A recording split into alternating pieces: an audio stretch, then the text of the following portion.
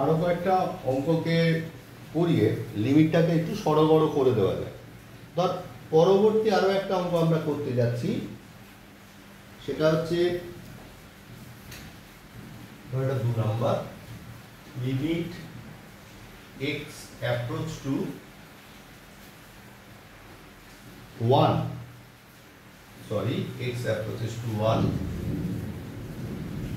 x square minus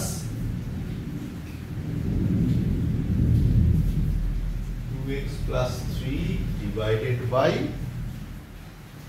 x plus 4 এই রয়েছে।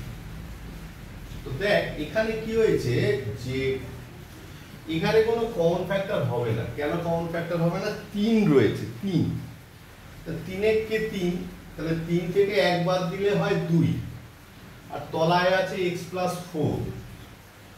তো ঘটনাটা হচ্ছে কি তলায় x plus 4, মানে তোদের করে দেখালে তোরা বুঝতে পারবি এখানে x plus 4 কে কাটাকুটি করে কিছু হবে, এটা এমনি আমরা বসিয়ে দিলে অঙ্কটা করতে পারবো। একটু দেখাই তোদের, তাহলে 3 কে 3, তাহলে minus 3x plus x plus 3 divided by x plus 4। দেখ এখানে মিডল টার্ম ফ্যাক্টরটা মিলবে না, দেখবি এই দেখ x into x minus 3 plus 1 into x plus 3।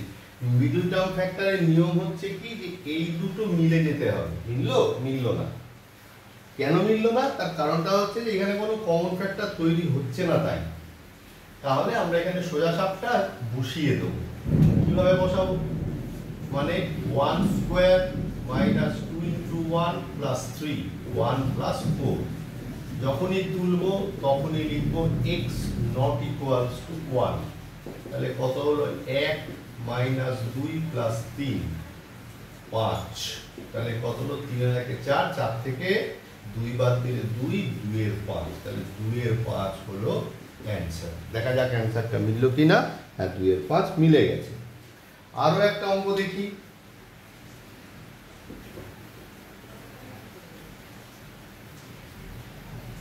এটা গেল 2। এবারে আসি 3 নাম্বার অঙ্ক। 3 নাম্বার অঙ্ক কি দিচ্ছে?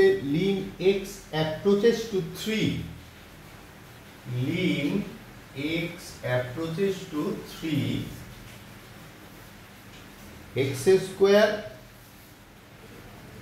plus x minus 12 divided by x minus 3। এখানে কিন্তু কমন ফ্যাক্টর আছে। দেখ কমন ফ্যাক্টর আছে, আমাকে বললাম সবসময় বুঝতে লাগে না।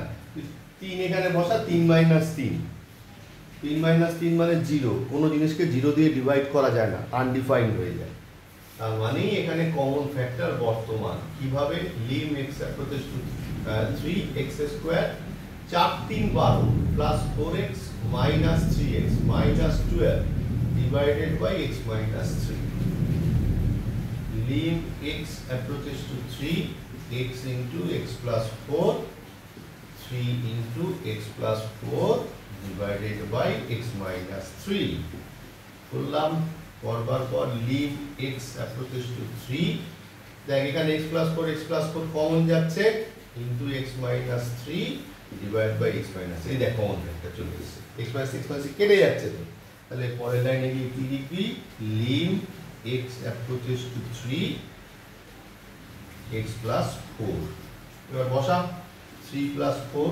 যখনই বসাচ্ছিস তখনই লিখতে হবে যেহেতু x not equals to 3, মানে কত হলো? 7। এই হলো অ্যান্সার। দেখা যাক অ্যান্সারটা ঠিক আছে কিনা। হ্যাঁ, অ্যান্সার ঠিক আছে। তাহলে মোটামুটি ভাবে এই হচ্ছে লিমিটের গল্প। এবার লিমিটের ভ্যারাইটি অঙ্ক আমরা করব। আমি তোদের মোটামুটি লিমিটের জায়গাটা তৈরি করে দিলাম। পরবর্তী ক্লাসে মানে আগামীকাল তোদের সাথে যখন আমি মিট করব তখন লিমিটকে আমরা আরও এগিয়ে নিয়ে যেতে পারবো। আশা করা যায় অনেকটাই শেষ করে ফেলতে পারবো। ঠিক আছে, এই দুটো ভিডিও দিয়ে আমি তোদের লিমিটের বেসিক কনসেপশনটা ক্লিয়ার করে দিলাম।